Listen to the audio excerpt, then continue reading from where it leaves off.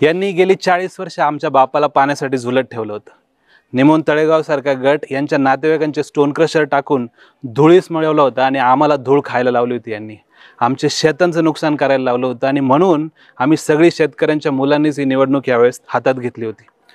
सरकारी कार्यालयात गेलं, पोलीस स्टेशनमध्ये गेलं की यांच्या पीएचे फोन येत होते आणि हे आमच्या केसेस घेत नव्हते, हे आम्हाला डॉक्युमेंट देत नव्हते, आमची कामं करत नव्हती।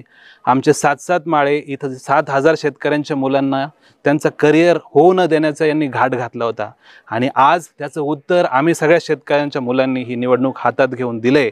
मला असं वाटतं की अमोल भाऊ शेतकऱ्याचा मुलगा एक सामान्य माणसाच्या पाठीमागे उभं राहून आम्ही ज्या हालचाली केल्या त्याचा आम्हाला सार्थ अभिमान आहे आणि आज एक शेतकऱ्याचा मुलगा आमदार आहे आणि हेच भविष्य आहे संगमनेर तालुक्याचं, हेच भविष्य आहे पुढच्या पिढीचं आणि इथून पुढे खरंच शेतकऱ्यांच्या मुलांचं राज्य, शेतकऱ्यांचे प्रॉब्लेम सगळे सॉल्व्ह होणार आहे।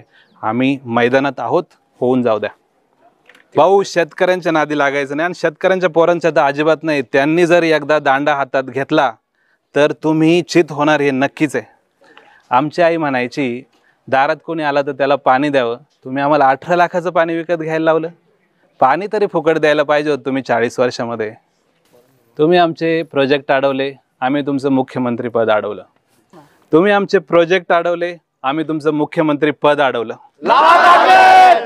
अहो शेतकऱ्यांच्या मुलांना तंत्रज्ञान शिकवतोय आम्ही। सोशल मीडियाची ताकद तुम्हाला कळलीच नाही साहेब।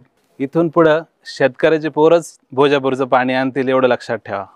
अहो शेतकऱ्याचे पोर आहे आम्ही पैसे घेतले नाही, पैसे खर्च केले, खर्च निवडणुकीसाठी। का तर आमच्या बापाला न्याय देण्यासाठी।